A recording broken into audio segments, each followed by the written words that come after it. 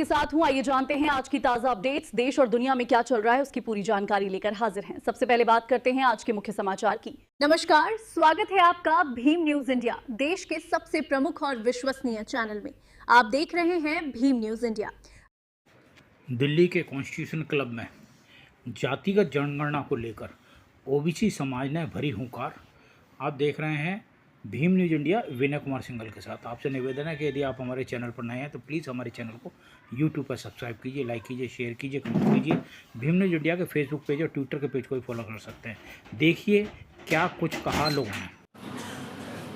साथियों, we the people लगातार पिछले 7 वर्षों से बहुसंख्यक समाज, जिसको हम लोगों ने डायमंड वर्ग का नाम दिया है, उसके हक अधिकार के लिए निरंतर रामलीला मैदान से लेकर कॉन्स्टिट्यूशन क्लब से लेकर निरंतर इस लड़ाई को लड़ रही है। और कहीं ना कहीं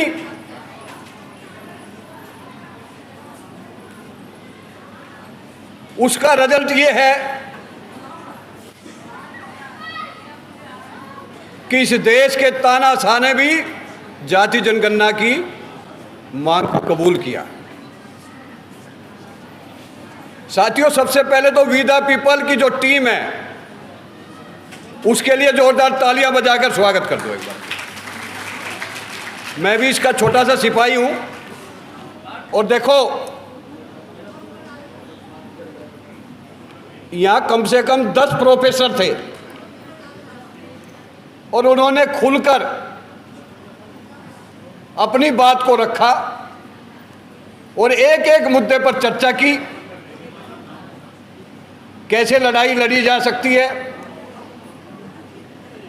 किन किन मुद्दों पर कैसे लड़ना चाहिए, तमाम मुद्दों पर बुद्धिजीवी वर्ग, प्रोफेसर जो एक अच्छा नागरिक बनाने का भी काम करता है, और उसके साथ साथ कई वक्ताओं ने भी डायमंड वर्ग के हक अधिकार की बात को रखा। साथियों, जो मंच के पीछे बैनर लगा हुआ, जैसे हम लोग बोलते हैं कि भाई हम 90% हैं और सबसे ज्यादा संख्या में हम पूरे भारत में रहते हैं, लेकिन उससे ज्यादा आपकी समस्याएं भी हैं। उन सभी समस्याओं का समाधान देश में ईमानदारी से अगर जाति जनगणना हो जाती है, और हमारी मांग तो है ओबीसी वर्ग का कॉलम, और ओबीसी के अंदर जो जाति आती है 3743 जातियां, उन सबकी भी कॉलम डालकर उसके साथ साथ अगड़ों का भी, और अगड़ों में जो ईडब्ल्यूएस जो 10% लोग जो आरक्षण ले बैठे हुए, उनका भी कॉलम डालकर उनकी भी गिनती कराई जाए कि उनके पास कितनी नौकरियां हैं, कितने मकान हैं, कितनी हिस्सेदारी है। तब जाकर ईमानदारी से ये जाति जनगणना होगी और तब जाकर पता लगेगा कि आजादी से लेकर अब तक कौन किसका हक खा रहा है, कौन किस पर अत्याचार कर रहा है, कौन किसका हक छीन रहा है। लेकिन साथियों, जब बाबा साहब ने वोट की ताकत का हमें हक दिया, आज वो वोट की ताकत भी ईवीएम ने छीन लिया। अब ईवीएम के साथ साथ एसआर भी आ गया है। मरे हुए को जिंदा कर रहे हैं और जिंदे को मार रहे हैं। षड्यंत्र बदलते जा रहे हैं। जैसे जैसे बहुजन जिन मुद्दों पर लड़ रहा है और उसको लग रहा है कि ये मुद्दा कहीं ना कहीं कामयाब होता जा रहा है, तो वो अपनी नीति को चेंज कर कर दूसरे रास्ते से हमारी वोट की ताकत को खत्म करने का काम कर रहा है। साथियों, जो ये यूसीजी आई थी, ये भी कहीं ना कहीं इस जाति जनगणना को रोकने के लिए लाए थे। उस यूसीजी के अंदर ओबीसी का कॉलम डलने की वजह से 4 लोग रोड पर निकले, और जिस सुप्रीम कोर्ट ने इसको लागू किया था सरकार ने, उसी सुप्रीम कोर्ट ने उसको स्टे कर दिया। ये भी कहीं ना कहीं षड्यंत्र था, साजिश थी। इसलिए प्रोफेसर रतनलाल ने भी बोला अब जाति जनगणना से क्या होगा। देखिए, आज बहुजन समाज के जितने भी नेता हैं या तो बीजेपी के साथ हैं या फिर अपनी अलग अलग लड़ाई लड़ रहे हैं, लेकिन आज बहुजन का कोई भी SC ST OBC और माइनॉरिटी का नेता देश में एक भी ऐसा नहीं है जो आपकी आवाज के लिए रोड पर उतरकर आपकी आवाज को उठा रहा। अगर उसका नाम है तो मंच के सामने बैठे हुए मैं सभी से पूछना चाहता हूं, एक नेता का नाम बता दो जो आपकी लड़ाई को लड़ रहा है। साथियों, जातिगत जनगणना ईमानदारी से कैसे हो, इसके लिए हमें गांव-गांव तक जाकर, सोशल मीडिया से जाकर अपने लोगों को जगाना पड़ेगा।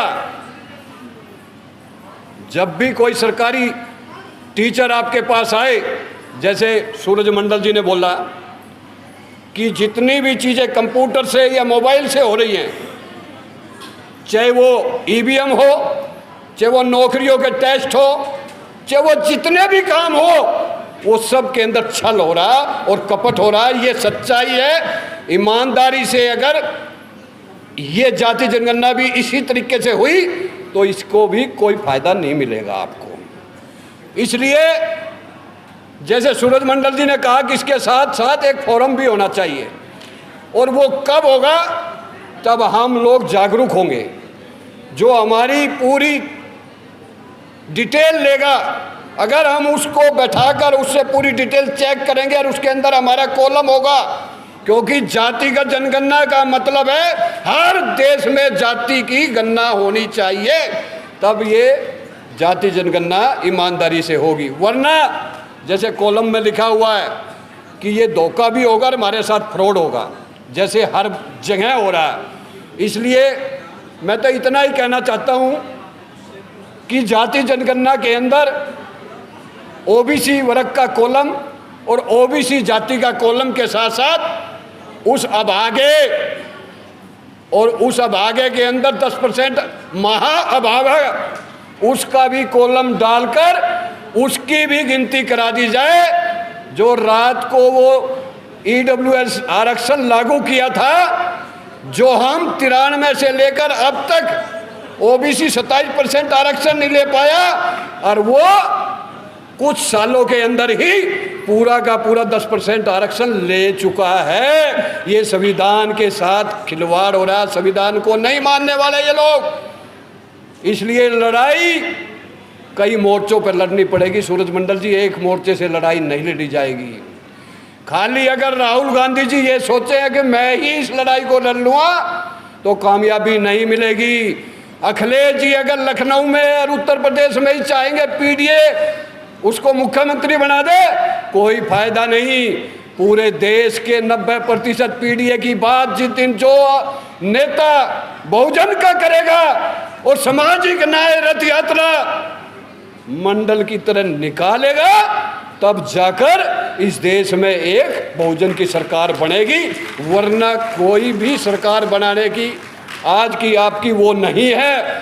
हम कैसे मान ले कि जो हमारी आवाज़ को उठा रहा है सत्ता में आने के बाद वो हमारी आवाज़ को उठाएगा या उसको पूरा करेगा, क्योंकि राज उनके पास भी रहा है। इसलिए समय का अभाव है।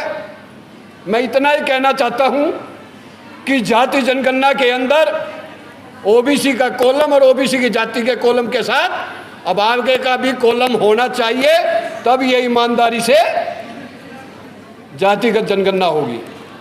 अभी हमारे बीच में प्रोफेसर रतनलाल जी ने भी कहा कि ऊपर की 2 लाइनों के अंदर SC ST के साथ OBC का, मैं एक ही चीज़ कहना चाहता हूँ, बड़े भाई हैं हमारे, बुद्धिजीवी है, ये जो बैनर बनता है ये बहुत सोच समझकर बहुत बुद्धिजीवी लोग इसको बनाते हैं, हम नहीं बनाते इसको।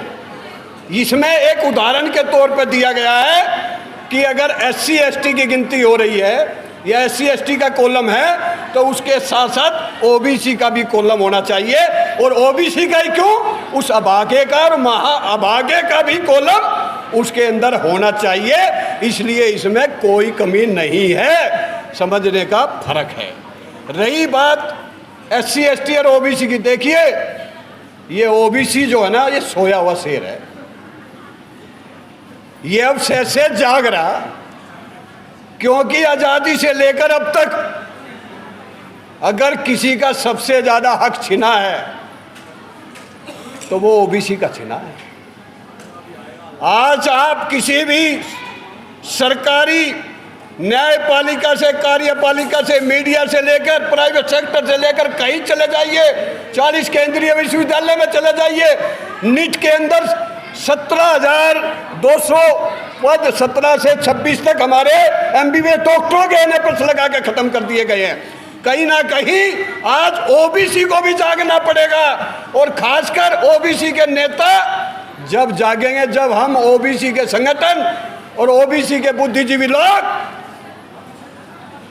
उनके भी सामने आंख से आंख मिलाकर उनको बात करेंगे कि या तो हमारी आवाज को संसद में उठाओ, हमारे अधिकार की बात करो। जो हर देश में दूसरा व्यक्ति OBC होने के बाद आज एक जज नहीं, कोई फुल प्रोफेसर नहीं, क्यों? इसलिए आज मंडल आयोग की सिफारिश क्यों नहीं पूरी लागू हुई? आज हमारा आरक्षण 27% से बढ़कर 50% क्यों नहीं हुआ?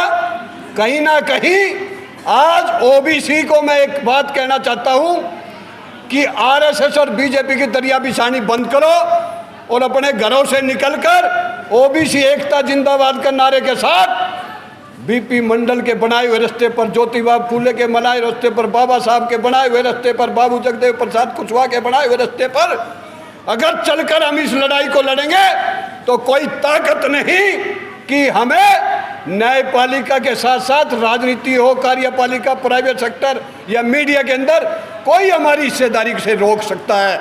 इसलिए खासकर मैं OBC के भाइयों से कहना चाहता हूं कि आप RSS और BJP की दरिया बिछानी बंद करो और अपने हक अधिकार के लिए, अपनी आने वाली पीढ़ियों के लिए, और आज जो वर्तमान में हम लोग हैं, जब तक हम जीवित अपने हक अधिकार के लिए इस लड़ाई को लड़ना पड़ेगा। SC ST जागरूक है, अपने हक को ले चुका है और ले रहा छीन कर। इसलिए OBC को मैं कहना चाहता हूं, खासकर इस मंच पर जितने भी OBC के भाई बैठे हैं उसमें मैं भी आता हूं, लेकिन ये पूरे देश के OBC को जागना पड़ेगा।